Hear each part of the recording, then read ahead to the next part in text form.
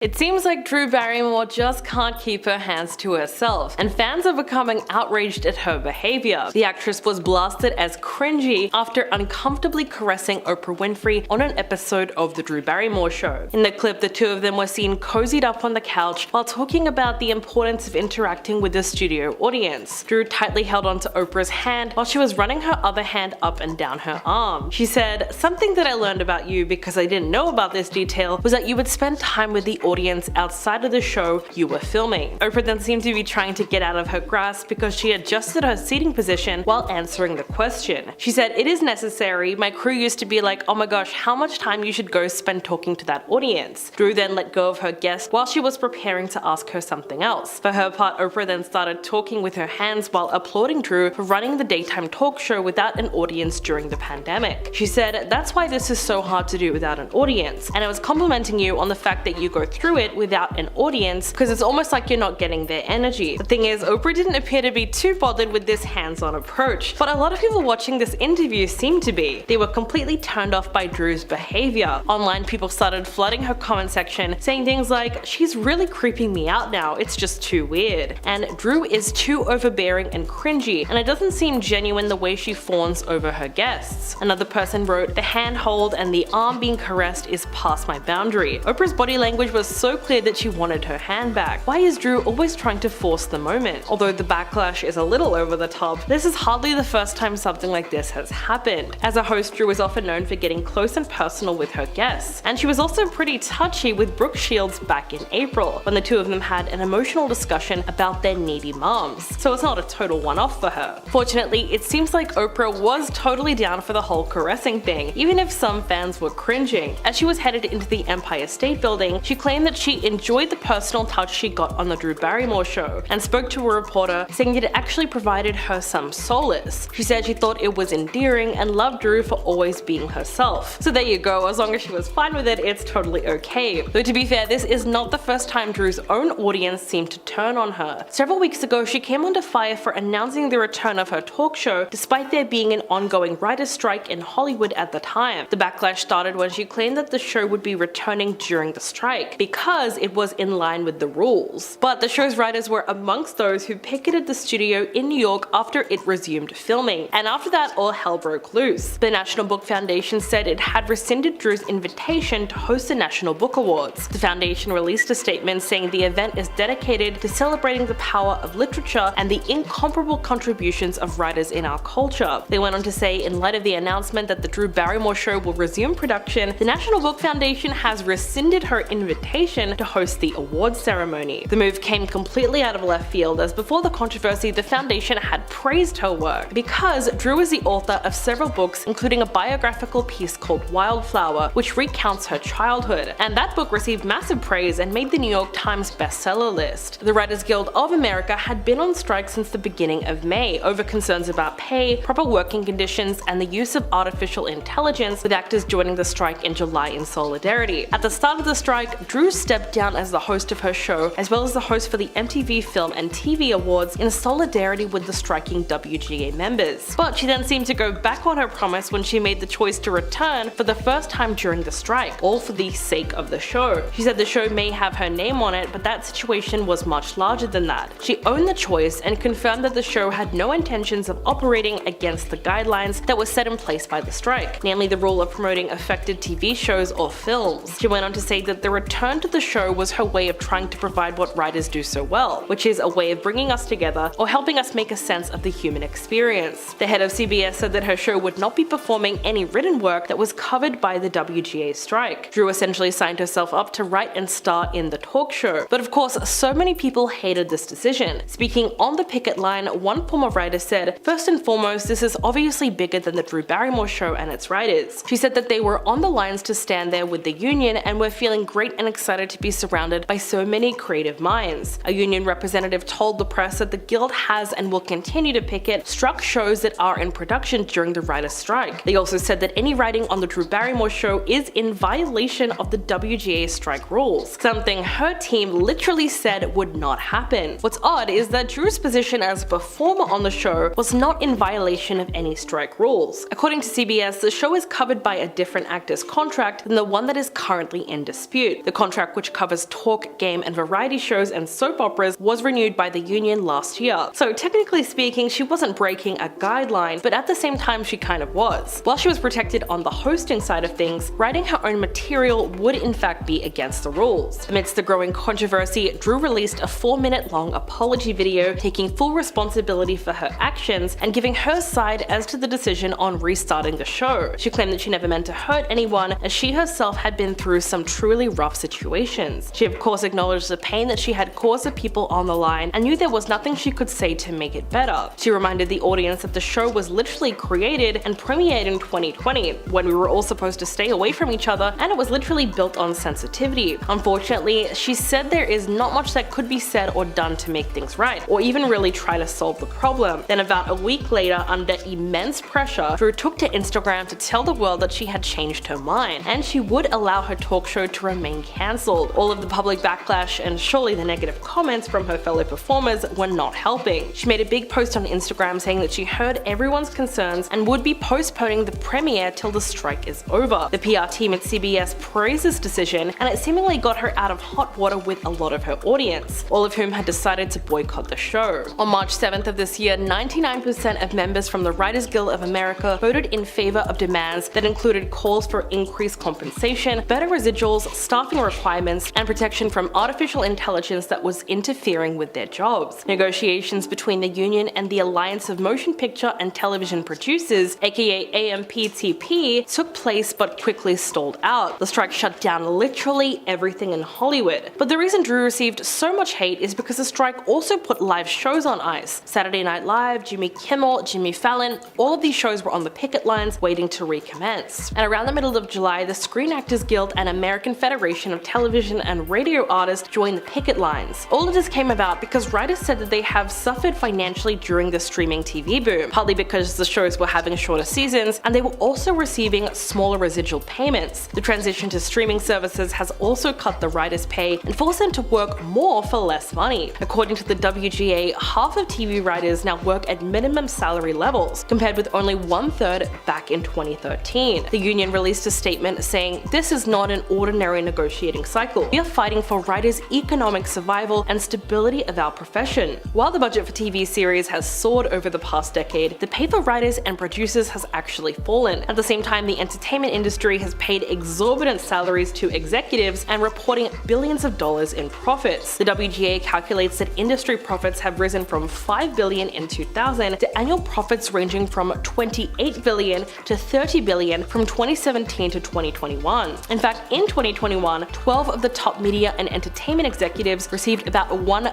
billion in total compensation. So it's really only the writers who were suffering. They just could not support themselves with writing alone and were suffering from reduced job opportunities from the shift in the industry. The WGA also wanted safeguards to prevent studios from using AI to generate new scripts, and they planned to ensure that writers were not going to be asked to rewrite draft scripts that were originally created by AI, because this would undermine screenwriters and their work by impacting their compensation. The union was open to the use of technology as long as the writers maintained sole credit of the work. They were also contending with declining television ad revenue as traditional TV audiences shrink and advertisers go elsewhere. For their part, the Alliance of Motion Pictures and Television Producers released a statement saying, "Our goal continues to be to reach a fair and reasonable agreement." The AMPTP companies have approached these negotiations with the long-term health and stability of the industry as their priority. At least that's what they said. Quote, "We are all partners in charting the future of our business together, and we are fully committed to reaching a mutually beneficial deal." Well, it seems like that might have happened in the end. The long-running contentious writers' strike finally ended late in the day on Sunday, September 24th, after 146 days of labor stoppage, making it the second longest strike in Hollywood history. The union's leadership announced that they had voted to end the strike and recommended the membership vote in favor of ratifying the contract. For many, this moment was one of celebration. President Joe Biden even issued a statement applauding the writers' tentative deal. He said, "There is simply no substitute for employers and employees coming together to negotiate in good faith towards an agreement that makes a business stronger and secures the pay, benefits, and dignity that workers deserve." From the WGA summary, it seems as though the union was successful in its efforts. The MOA includes increases to minimum wage and compensation, increased pension and health fund rates, improvements to terms for length of employment and size of writing teams, and of course, better residuals. We are now going to be following up with another another Drew Barrymore story. We all know about the ongoing WGA and SAG after strikes and all the backlash Drew Barrymore was facing due to her continuing her talk show amid the strikes. Well, the show has officially been paused due to the backlash from not only the industry itself, but also many fans were disappointed in her decision. She took to Instagram to release a statement that stated, "I have listened to everyone, and I am making the decision to pause the show's premiere until the strike is over. I have no words to express my deepest apologies to anyone I have hurt, and of course to our incredible team who works on the show and has made it what it is today. We really tried to find our way forward, and I truly hope for a resolution for the entire industry very soon." Although she puts a pause on the release of her 4th season of her talk show, she has in the past defended her decision to continue her talk show. In a now deleted video that was uploaded on Drew's Instagram, she states, "We aren't gonna break rules, and we will be in compliance. I wanted to do this because, as I said, this is bigger than me, and there are other people's jobs on the line." She also has addressed how her talk show started during the pandemic and wanted it to continue in real time throughout the ups and downs the world is going through. "I think it's telling that the controversy and backlash she received from her original plan of bringing her show has been blown way bigger than she probably imagined, especially because writers themselves seem to be in complete disagreement with Barrymore's original decision, especially because of actress and writer Felicia Day, known for her role in Supernatural, making public statements on how she felt disappointed Barrymore was going to continue her talk show. This decision also follows the National Book Awards decision to drop Drew as their host due to all the press surrounding the controversy of her talk show, as they wanted to focus their gala on the authors and writers themselves. As much as Drew wanted her show to go on for whatever reason, this decision to pause her show seems to be the right one for many people, as she is able to take accountability and acknowledge why many people were disagreeing with her in the first place. This all happened after 2 alleged audience members, Dominic Turzik and Cassidy Carter, attended a taping of the talk show in New York and were asked to leave because they were wearing pins that read "Writers Guild on Strike." Carter actually commented about this incident and said, "It really has changed my perspective on her and the show in general. I've been completely alarmed and disheartened by this whole process." The original launch date of the new season was supposed to be scheduled for September 18th. However, CBS released a statement stating, "We support Drew's decision to pause the show's return and understand how complex and difficult this process has been for her," as well as discussed future plans surrounding the release date by saying, "We will continue to evaluate plans for a new launch date." Ever since this whole situation occurred, it seems fans were split between supporting Drew in her decision as well as those who believed she made the wrong decision due to all the strikes going on. A lot of fans seemed disappointed with Drew's original plan because many looked up to her as someone who has been humble no matter her status as a celebrity, and it made them look at her differently due to her choice. What are your thoughts on Drew Barrymore pushing back the release date of her 4th season of her talk show? Will you be tuning in when it's released? Coming in at number 10, turning against writers. Drew Barrymore faced intense blowback for her decision to resume taping her talk show despite Hollywood's ongoing labor strikes. As long as hosts or guests don't discuss or promote work,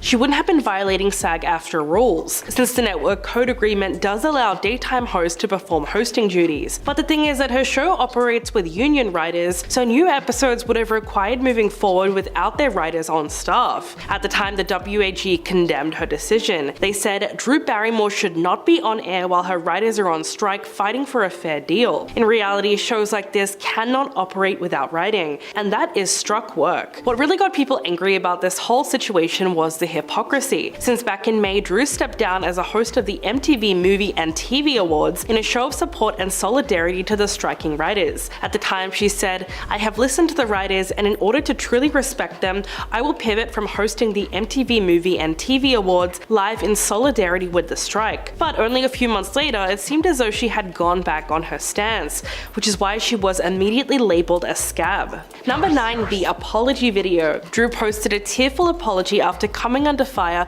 for bringing her talk show back during the writers' strike. In a video posted to Instagram, she said, "I believe there is nothing I can say or do in this moment to make it okay. I wanted to own a decision so it wasn't a PR protected situation, and I would just take full responsibility for my actions. There are so many reasons why this is so complex, and I just want everyone to know my intentions have never been in a place to upset or hurt anyone. That's just not who I am. I've been through so many ups and downs in my life, and this is one of them." Drew went on to explain that there is no PR machine behind this video or the decision to restart production. She insisted that she wanted to do this because, as she said, this is bigger than her and there are other people's jobs on the line. She said, "Since since launching live in a pandemic, I just wanted to make a show that was there for people in sensitive times. She thought if she could go on during a global pandemic and everything that the world has experienced in 2020, why would this sideline us? But of course, her words fell on deaf ears because by that point, her decision had already been made. Number 8, fired from hosting. As we know, Drew got a ton of backlash for her decision to bring back the show. And then in what must have felt like the final crushing blow, the night before the long list for this year's National Book Awards started coming out, Drew was fired by the National Book Foundation. They announced that Drew, who had been set to host the gala, had been dropped. Quote, "The National Book Awards is an evening dedicated to celebrating the power of literature and the incomparable contributions of writers to our culture. In light of the announcement that the Drew Barrymore show will resume production, the National Book Foundation has rescinded Mrs. Barrymore's invitation to host the 74th National Book Awards ceremony. Our commitment is to ensure that the focus of the awards remains on celebrating writers and books, and we are grateful to Miss Barrymore and her team for understanding the situation." So obviously the foundation chose to stand with the writers in this particular instance, and for that reason they got a lot of praise. Unfortunately, many people felt that this was karma for Drew, and they celebrated the decision to fire her. What's more likely is that the foundation simply didn't want to have to deal with the picketers who would be lining up outside their event. So they did the easier thing and chose to let her go. Number 7, fans kicked out of the show. Drew's talk show went on with taping throughout last week, and it got some seriously bad press in the process because 2 audience members were booted from taping due to wearing a strike pin that had been handed to them by picketers outside of the show's set. So the fact that they got kicked out of the show just because they wore those pins was insane. Drew and her team insisted that she had no idea what had happened, but of course by this point, very few people actually believed her. So she got even more hate when that story came out. Originally, Drew had promised that the show would be fully ad-libbed and not written at all, due to 3 of the usual writers on the series currently striking as a part of the WGA. Despite this, the guild stated that even this version of the show was not within the strike's rules. In her original announcement, Drew said, "I own this choice. We are in compliance with not discussing or promoting film and television that is struck of any kind. Our show was built for sensitive times and has only functioned through what the real world is going through in real time." But clearly, all of that was not enough to stop the growing outrage.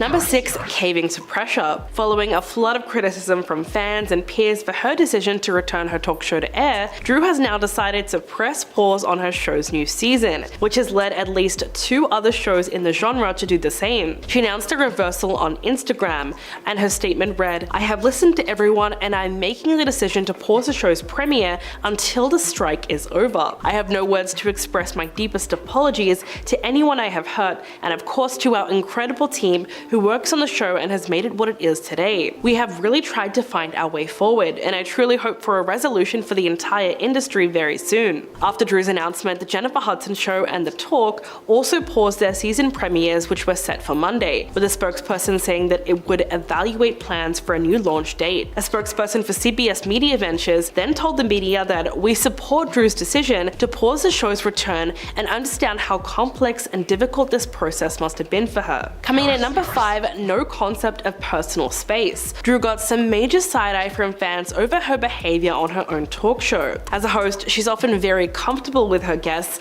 but apparently sometimes a little too comfortable. In a clip taken from the show, she can be seen interviewing Kathryn Hahn before sliding to the floor on her knees and jokingly touching her legs. The 2 of them were discussing the topic of shaving, and Drew was obviously feeling Kathryn's legs for stubble, but a lot of viewers didn't take too kindly to this action, calling her out for the strange and cringy behavior. Under the video, people wrote things like, "The show should be named Drew getting on the floor every episode," and "Why does she keep doing this on the floor thing? I find it strange." The general consensus was that she gets way too close to her guests and is often all up in their personal space, which is why some people get very uncomfortable when watching her show. One person wrote, "Remember when Drew Barrymore's show started and the chairs on the stage were so far apart because of the pandemic, and Drew wasn't constantly on her knees at her guests' feet. So that's something that fans have noticed, and they really don't like it. Number 4, rude comments. Last year, Drew Barrymore came under fire for her remarks that she made about Johnny Depp and Amber Heard. She then apologized on social media for making light of a very serious case after she described the trial as a 7-layer dip of insanity on her show. She said, "It's like one layer of crazy, it's a 7-layer dip of insanity. I know that these are two people's real lives, and I know what it's like to have your life put out in public." She went on to say, "I understand all the feelings, but they are actually offering up all this information that no one had to know. This is crazy." Drew then took to Instagram to apologize for these comments, saying that she was sorry for offending people by making light of the Johnny Depp and Amber Heard trial. She said, "This can be a teachable moment for me and how I move forward and how I conduct myself." While this was one of her better apologies, it's no wonder fans felt a little off about her original comments, because by this point in time, many people were making fun of the trial, which was about a very serious issue. So it didn't help that major celebrities like Drew Barrymore were also doing the same. Number 3, dissing Bill Murray. The actress recently talked about witnessing Bill Murray's demeaning behavior, and she said she was present when he hurled insults at Lucy Liu on the set of Charlie's Angels.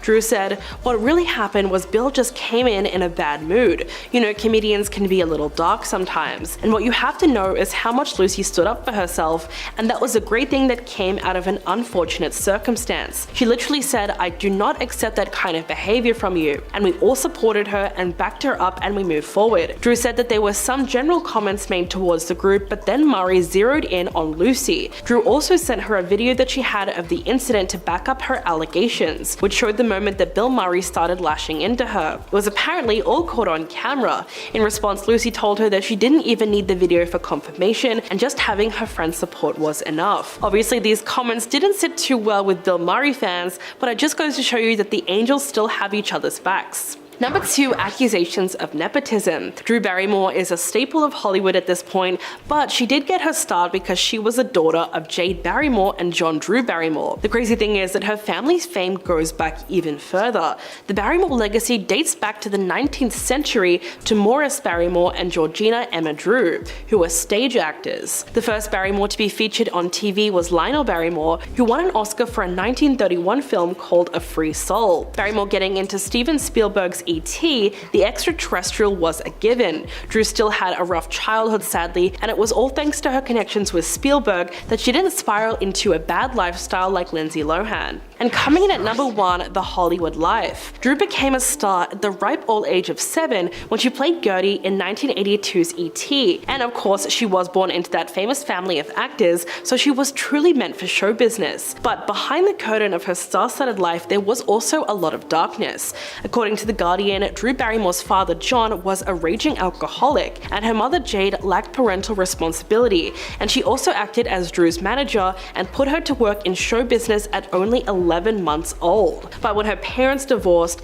the young actress was left with her mother, who frequently took her out to party at Studio 54, where she was unfortunately exposed to illicit substances and a lifestyle that was meant for adults. By the age of 13, Drew had already been in rehab and she had been institutionalized. In fact, it was a psychiatric hospital that suggested that she should emancipate herself from her parents, as they believed she would be better off on her own. Drew agreed and cut contact with Jade, and at 14, she was already living by herself. She would be estranged from her mother for decades, and she recently revealed on Oprah that she was not present at her wedding because they both discussed it and thought that it would be best. Moving forward, we are going to be discussing Drew Barrymore being fired. Drew is once again in the media, but this time regarding her being removed as a host for the National Book Award. Just for some quick background on this ongoing situation, we are going to be covering everything that has conspired into this. While Barrymore has been all over the media recently due to her decision to continue her talk show, even though there has been an ongoing WGA and SAG-AFTRA strike. Although she doesn't directly break any violations since her show is a talk show, they will have to go on without any writers. Drew has remained standing her ground as she states, "We are in compliance with not discussing or promoting film and television that is struck of any kind." She even further continued addressing this on Instagram and said, "We launched live in a global pandemic. Our show was built for sensitive times and has only functioned function through what the real world is going through in real time. I want to be there to provide what writers do so well, which is a way to bring us together or help us make sense of the human experience. I hope for a resolve for everyone as soon as possible. The public seems to be split on the situation, as some writers have disagreed with Drew's decision. One TV personality star, Felicia Day, best known for her role in Supernatural, publicly spoke up against Drew's decision. Others have been understanding and are supporting Drew's continuation of her talk show amid the ongoing strikes. Well, fast forward to this week, specifically the night right before the annual list of National Book Awards began to come out, the National Book Foundation actually announced their decision to drop Barrymore as she was set to be the host for the gala. The foundation released a statement that read, "The National Book Awards is an evening dedicated to celebrating the power of literature and the incomparable contributions of writers to our culture." In light of the announcement that Drew Barrymore's show will resume production, the National Book Foundation has rescinded Mrs. Barrymore's invitation to host the 74th National Book Awards ceremony. "Our commitment is to ensure that the focus on the awards remain on celebrating writers and books, and we are grateful to Miss Barrymore and her team for understanding in this situation." This decision seemed to be made to further draw attention away from Barrymore and her talk show while focusing the main purpose of the book award ceremony, and that is to celebrate the authors. Barrymore has always stood with her decision to continue her talk show even though she has faced a ton of backlash. So yes, this means Drew will no longer be the host for this year's National Book Foundation, but the third season of her talk show is set to premiere on September 18th, which is right around the corner, so it will be interesting to see the public's opinion once her show is back on air. There has also been a ton of mixed reactions when it comes to the decision, with the obvious endless numbers of memes made dedicated to all of this. In all seriousness, some are still upset and disappointed in Drew and are siding with the foundation for dropping her, as it allows the focus to be on the writers instead. One story making waves in the entertainment industry is the controversy surrounding Drew Barrymore's talk show amidst an ongoing writer's strike. Fans and fellow celebrities alike are expressing disappointment over her decision to continue her show without writers. The strike, initiated by SAG-AFTRA and WGA back in July, serves as a protest against several issues plaguing the entertainment world. One of the key concerns shared by both parties is the rise of AI technology, which poses a threat to writers and actors alike. The fear is that companies might replace human jobs with artificial intelligence, potentially leading to a loss of employment opportunities. Writers are advocating for minimum staffing requirements in series, while actors are seeking changes to self-taped auditions rules. Streaming services,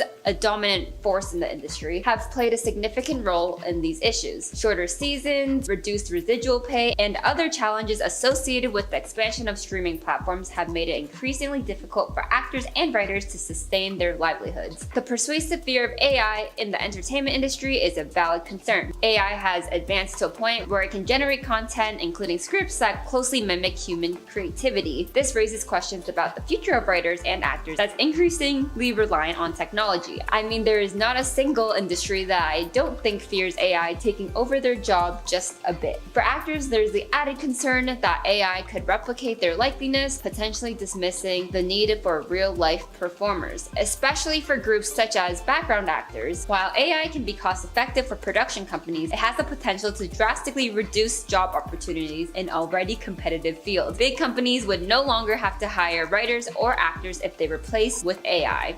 And many supporting the strike wants to feel secure with the position and not having to worry about a robot taking it one day. Some prominent celebrities such as Seth MacFarlane and Pete Davidson have thrown their support behind those participating in the strike. Pete Davidson, known for his comedic talents and generosity, was spotted handing out pizza to protesters. Meanwhile, Seth MacFarlane, with his massive $200 million deal with NBC Universal, has taken a stand by quote-unquote quitting Family Guy and American Dad while the WGA reaches a satisfactory agreement. It's heartening to see influential figures in the industry use their platforms to support those who might not have the same resources or voice. Especially with these two major celebrities, their support just further proves how many people have the backs of those striking. However, this support from other celebrities highlights the confusion surrounding Drew Barrymore's decision to continue her show amidst the strike. While her show may not directly violate any SAG-AFTRA rules, it does employ WGA writers. This means that her show will either involve non-WGA members violating members of the WGA or potentially no writers at all. It is important to acknowledge the diverse opinions surrounding Drew Barrymore's show continuation, and some fans and industry insiders have expressed their disappointment, much like Felicia Day, known for her role in Supernatural. There were even reports of audience members being removed from the show's live tapings for showing support towards the strike. Critics argue that if we are going to scrutinize Drew Barrymore, we should do the same for all the shows continuing during the strike and not just hers. This situation raises questions about the industry's dynamic, ethics, and the role of celebrities in advocating for change. What are your thoughts on this complex issue? We would love to hear from you. Drew Barrymore had a bit of a scare on Monday night after a creepy encounter with a fan. The actress was in the middle of interviewing singer Renee Rapp at the 92nd Street Y in New York City, when the pair were forced to promptly exit the stage after an audience member rushed the stage and began speaking to her. While the women were speaking, a man interrupted and yelled, "Drew Barrymore." The actress, who was clearly frazzled as the audience member approached her, said, "Oh my god, yes, hi." The mystery man then identified himself, saying, "I'm Chad Michael Busteau. You know who I am. I need to see you at some point while I'm here in New York." That's when security intervened, surrounding Busteau on all sides, telling him to back up, and Rapp swiftly escorted Barrymore off stage. Luckily, the situation never got out of hand, but it was still a scare, I'm sure. The confused audience sat in silence for a few moments after the interruption before a staff member took to the stage to apologize, saying, "Hi everyone, sorry about that, just give us 1 minute." Thankfully, Barrymore and Rapp returned to continue their conversation about the singer's recently released album, Snow Angel. Once back on stage, Barrymore told Renee, "Well, I have a new definition of your sexiness. It's that level of protectiveness. You went full bodyguard. You are my Kevin Costner." The actress was clearly impressed by Rapp's quick thinking, and she returned the compliment, praising Drew's professionalism as she returned to the stage so quickly. She shared, "They were like, 'Hey, do you need anything? Just a second?' She was like, 'Oh no, I've got it, I'm good.'" Entertainment journalist Mackenzie Morrell wrote on Twitter, "It was such an amazing time despite the alarming hiccup in the beginning with Drew's stalker. Both handled it like bosses and recovered quickly to continue an awesome conversation. There are a lot of people online referring to this man as Barrymore's stalker, but I'm not certain that it's been confirmed by Barrymore or her team. A lot of fans have been praising Rapp's quick action in getting Barrymore off stage under the clips of the incident online. One fan said, "The way Renee read the situation so fast." Another said, "Before he even got anywhere near them, Renee was like, 'Nope, this is not good, we're out.' And that's some good instinct." Others noted Barrymore's initially warm response to the interruption was a testament to her kindness and enthusiasm. As of now, neither Rapp nor Barrymore have said anything further about the situation. Have you seen the clip? Are you a fan of Barrymore? Let me hear all of your thoughts on this situation in the comments below. Drew Barrymore was a child star, gaining her fame when she was just 4 years old in 1982's E.T. But with a lot of child stars, too much money and fame at a young age can cause them to make bad decisions. And after Drew quickly gained the reputation of a party girl in her preteen years, she was blacklisted from Hollywood, and she's opening up about it all in a new interview. Hey, what's up everyone? It's Mackenzie here, and today on the channel I'm going to be filling you in on the truth about Drew Barrymore's past. But before we get into it, make sure to like and subscribe below. Also check out our playlist up there for more news stories like this. Drew has been an A-list celebrity since she was only a child, but she has shied away from opening up about the darker times she experienced along the way, until now. She spoke with The Sun over the weekend, speaking about how incredibly lucky she is to have her new daytime talk show. Talking about the show, saying, quote, "I don't know how I ended up here, but I will never lose sight of how lucky I am. Being blacklisted at 12, I appreciate every job that I have." And the blacklisting that she's talking about came from her reputation as a wild child star, because at a very young age she was using hard drugs on a very regular basis.